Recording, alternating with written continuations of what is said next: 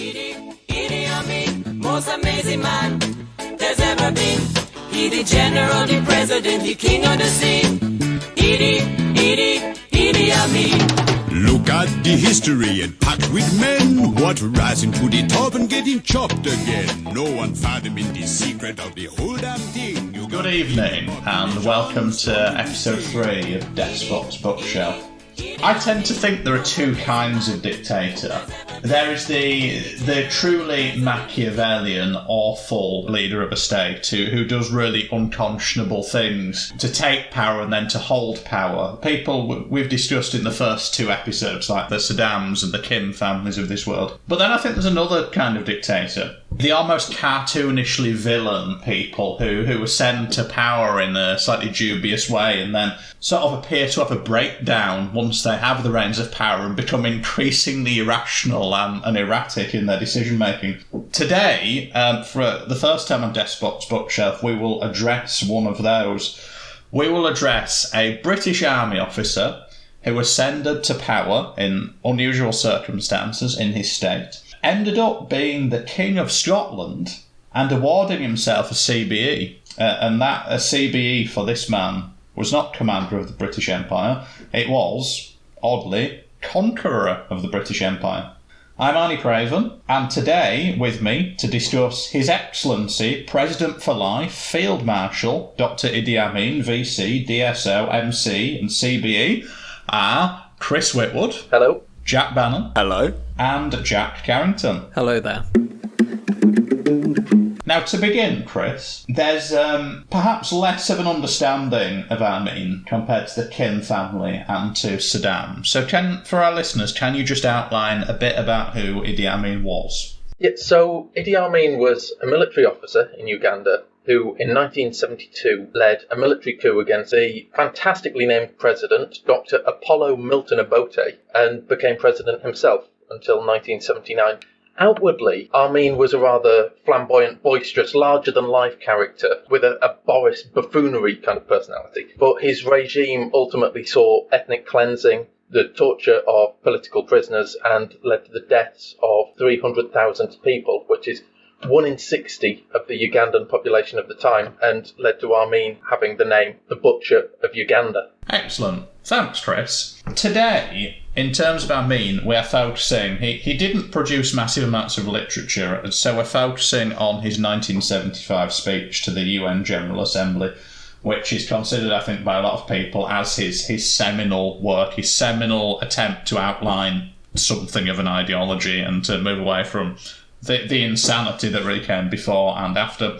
I read this speech and I was interested. It rambled a bit, but I think my favourite bit, and I'm going to ask Jack Bannon to elaborate on this, my favourite bit is when he describes an organisation as being fed on rumours and concoctions from discredited criminals in exile, and surprisingly, this organisation feels content to continue to be fed on these rumours. Who, Jack Bannon, was Amin talking about? Well, Craven, Amin has cleverly identified a colonial conspiracy perpetrated by Amnesty International. I mean, if you read between the lines, it's quite apparent that Amin has recently been subject to a smear by Amnesty International, and as a result has decided that they are an organisation controlled by the British government whose sole purpose is to subvert independence movements in former colonies of the European states. And it's an interesting point, and he does genuinely believe that, I think he says, where on earth have exiles spoken glowingly of the regime in their country or exposed their own criminality? And he believes that these people are just lying about Uganda,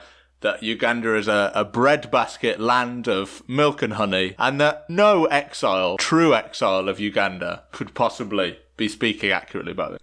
Just going to jump in on the idea of Uganda being the land of milk and honey, and there were just huge tracts of the speech where it was just the Ugandan tourist board just speaking it, just like, if you want to visit our wonderful country, we've got this. You want to invest? Come invest. And it was a weird sales pitch. I was actually surprised how just eminently coherent most of the speech was in terms of sort of the language and the pitch and all the rest of that. So I think there were some sections that were just put in there from just like pleading ministers, like trying to hold the economy together. Like, just, here's all the thing Uganda has to offer. Please don't run away just because our bloke kills everyone. It was almost desperate towards the end, wasn't it? You know, the Office of the Organisation of African Unity is open to you. I'm here 24 hours a day. Get any information you want to have. But do not listen to Western rumours. Do not listen to those awful Brits, because they're awful. I liked it when he outlines the idea that one of the biggest problems in the world is human settlement. So he volunteers Uganda as the host nation for a new UN organisation on human settlement, because the one person you'd want in charge of the human settlement of the entire planet is Idi Amin. But I think that gets to the heart of what Idi Amin's political philosophy, if we can call it that, was. He talked about Africa needing to solve African problems, but the talk about human settlement, not just in Africa but across the globe, that links very closely to his policy of expelling Ugandan Asians with British passports, of ethnic cleansing his own country. And so he's very much an ethnic nationalist. He goes on about the third world a lot, like a lot. This is a sole focus for him, and obviously he has ambitions to sort of lead this group. But it was how he defined it. From a Western perspective, the third world is often seen as the third in some sort of hierarchy of development. But to Amin, it was very much it's neither in the US capitalist sphere and it's not in the USSR communist sphere. It's everyone else, which is why he sort of lumped in Japan into the third world, saying despite its industrial development. Yeah, I thought it was very interesting. I don't know if there had been some evolution of the definition over time, but I was surprised straight in off the bat going just like, Uganda's a third world country. Like, none of these terms like, oh, it's developing, or this, or look how lush our rainforests are, or anything like that. He just went straight into like, yeah, Uganda's third world. A little earlier, I think it was you, Chris, you touched on whether there was any attempt at political philosophy in this beyond his philosophy being philosophising as chairman of the Ugandan Tourist Board. Was there anything? Because I picked something out, but beyond Uganda's great, was there any attempt, do you think? And I open this question to anyone who wants to answer. Was there any attempt to actually define an ideology? Not as such. I think it's partly because this speech wasn't actually delivered by Idi Amin himself. It was delivered by the Ugandan representative to the UN because Amin didn't want to deliver the speech in English, which he decided was a foreign tongue. Well, was a foreign tongue. Yeah, he definitely was a stickler for this is African, this is Africa, this is this. Oh, I'm not going to use an oppressive colonialist language. So he was very grudging, but he did tack on a bit at the end. And that bit was a bit more ropey and a bit more off the cuff. Notice, though, Carrington, it's not that he says he doesn't want to use a colonialist and imperialist language. It was one of the most beautiful bits of the speech for me. He says he does not believe in any colonialist or imperialist language, as if they simply do not exist in the world of the Ugandan Tourist Board. It's an ontological issue for Idi Amin. Ontology may be valid here. I kind of feel that might be a little bit beyond Amin. I don't want to be casting aspersions about his intellectual ability, but he wasn't exactly a big reader, which is probably why this is one of the few defining speeches that he wrote down. I have quite a funny quote about him not being a big reader. Apparently a British official said of him, they said, well, Amin, he's a very good rugby player, but he's virtually bone from the neck up and needs things explained in words of one letter. He was an incredible sportsman, though. Yeah, he was national boxing champion heavyweight for Uganda from 1951 to 1960, and he'd often knock opponents out with a single punch. So I can appreciate the skill of, say, Mike Tyson, but I'm not sure I'd want him making economic decisions about the future of the country. He was the light heavyweight champion, but he was 6'4" and about 16 stone. So how big was the heavyweight champion of Uganda? I mean, he was massive. It's the first time he came to the UK, completely unannounced. The British government knew that he was going to turn up was when his private aircraft radioed the control tower at Heathrow. He landed. Fortunately, the Queen was in, and so she was able to have a very impromptu lunch with him. And she said, "So what do we owe the pleasure of this visit?" And Amin just laughed, and then he leaned towards the Queen and apparently replied, "Well, in Uganda, it's rather hard to get size 14 black shoes." Idi. I actually think there are two things that are worth intellectually addressing. One of them's a bit out there. There is definitely some sort of liberation theory coming through here. There's a lot of anti-imperialist stuff. And probably the one interesting sentence in the whole speech, which I think is probably worth considering, is where he states that political freedom is meaningless if economic independence is not satisfied. And, that might be why he's flogging Uganda so hard through the speech, as a way for the country to become self-sufficient in tourism, apparently. But for me, the bit that I found most enjoyable in terms of an attempt to define an ideology is where he defines something as the greatest gift the Creator has ever given to man. Now, does anyone remember what Idi Amin believes? Was it, by any chance, land, Craven? It was indeed, Carrington, yes. And why? Why did he believe land is the greatest gift the Creator has given to man? Well, apparently its price cannot be estimated in terms of money or any other measure of value. My bank would be concerned. Yeah, his the London housing market would floor him completely. Clearly, on his trip to get his size 14 shoes, he didn't stop by an estate agents or anything like that. No, it was his contention that just like, well, if you don't have land, you can't have a state. There'd be nowhere for the human race to be placed. Like, it was just this sort of weird thing about the existential nature of just like, basically, it was almost like land was a synonym for just matter and reality, and that's why it's so important. It's just like, well, yes, but do we have to go quite so far back to basics? But as he goes on to explain, Carrington, and this is a quote, "As we know it today, food is a product of the land."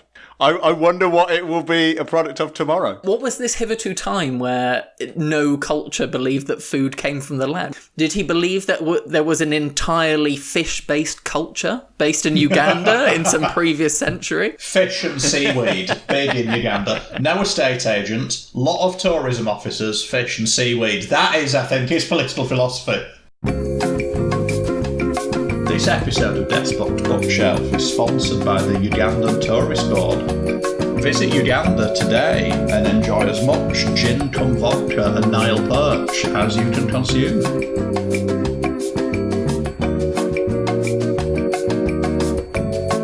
I want us to go back to Amnesty International now for a minute, and because Amnesty International was such a focus of his hate.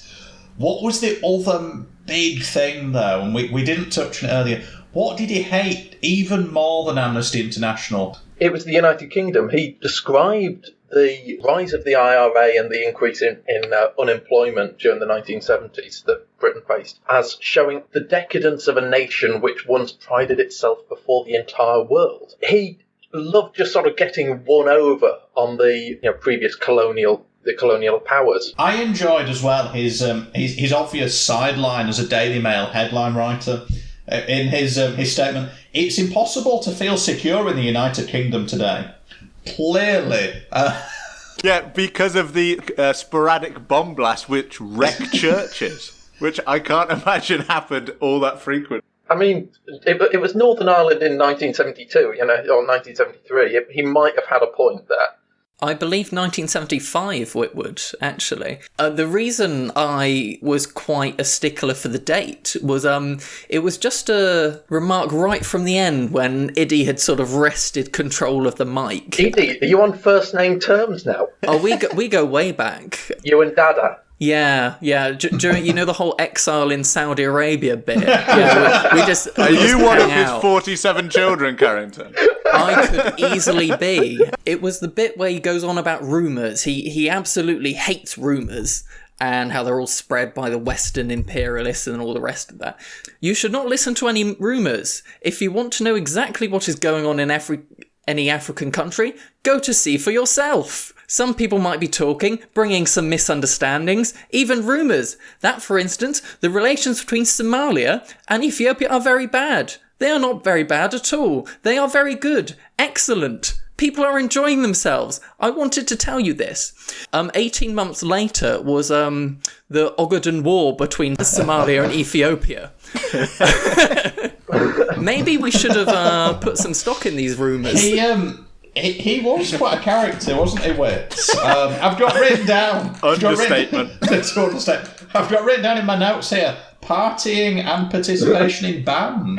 Can you tell us about that? He was an absolute showman. Used to invite couples of senior ministers and people like that to his palace and play the accordion to them. They'd have to dance to his band, his ensemble, which was called the Revolutionary Suicide Jazz Band. Can we please have this podcast end with a rendition from the Revolutionary Suicide Jazz Band, please? I'll see what I can do. He did have quite interesting views on the Middle East and the Arab world more generally, didn't he?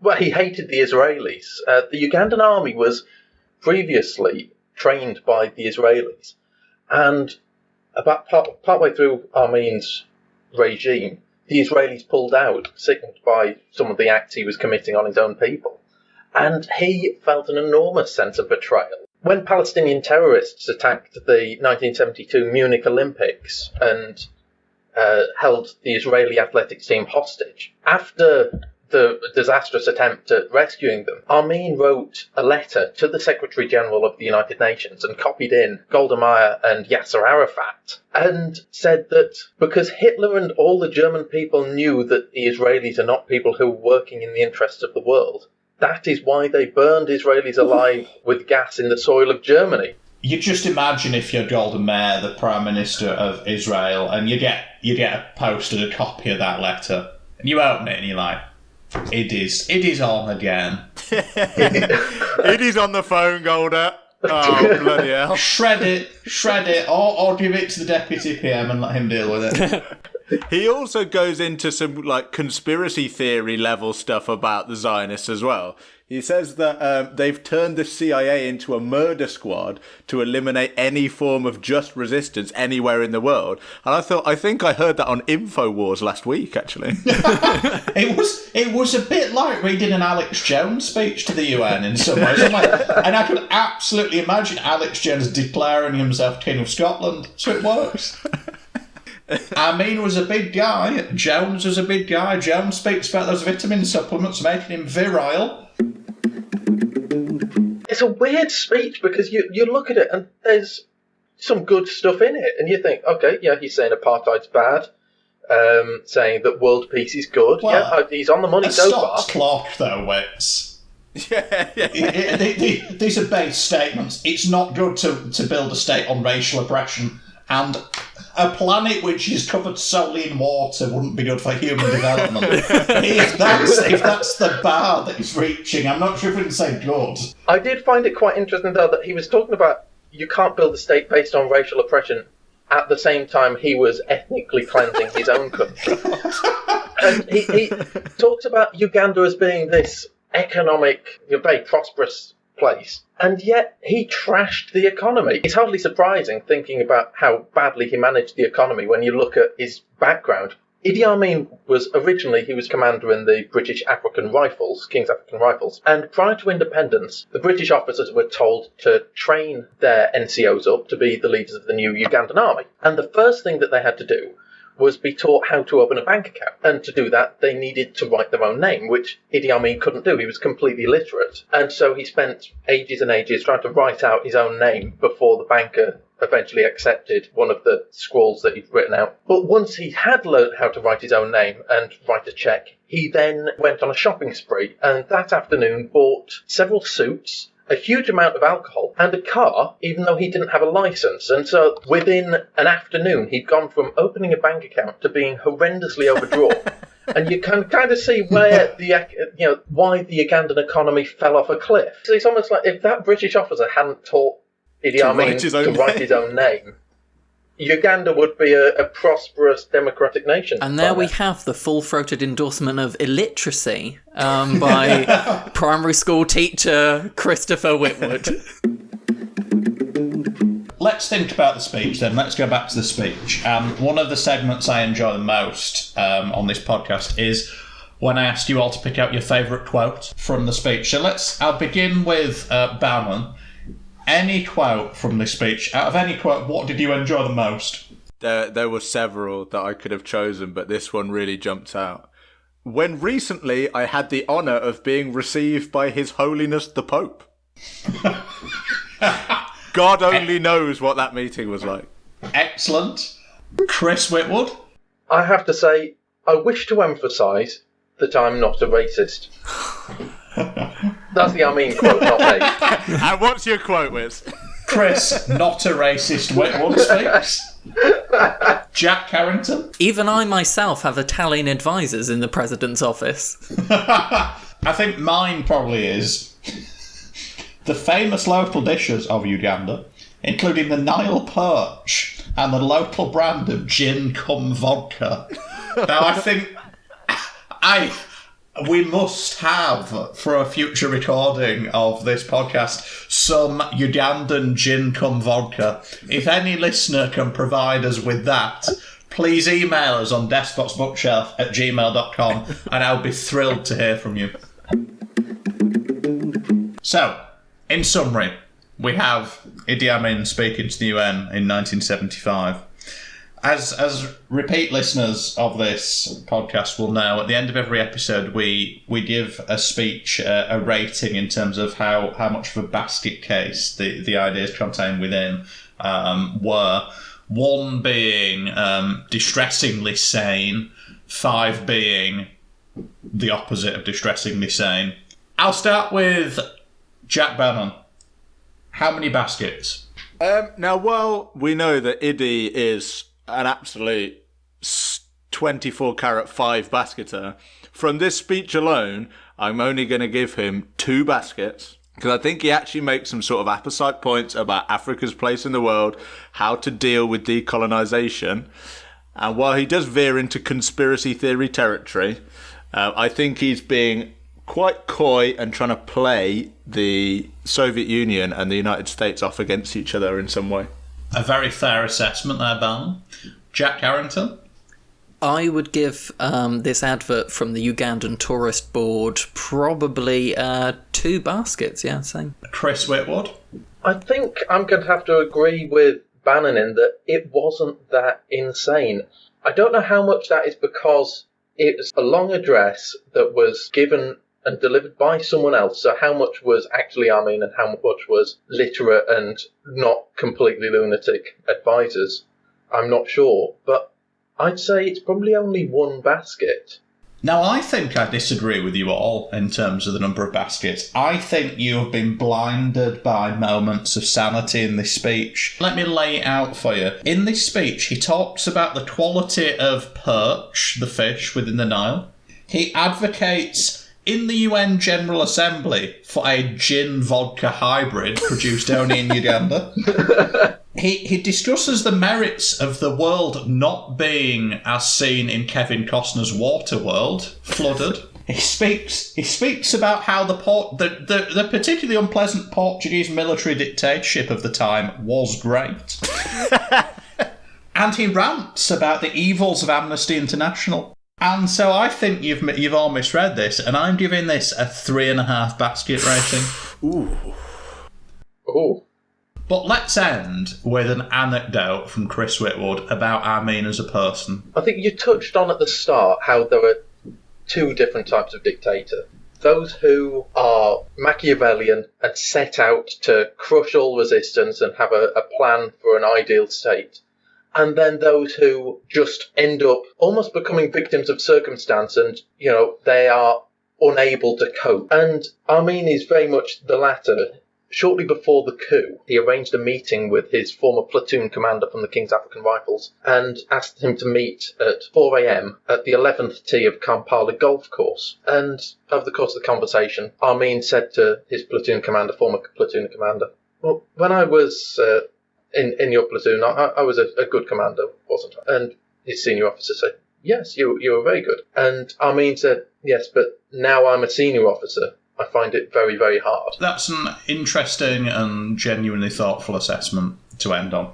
Thank you all for your contributions. Thank you to all the listeners for listening to this episode of Despot's Bookshelf. And we will be back with you in the coming days. Goodbye. Enjoy the accordion playing.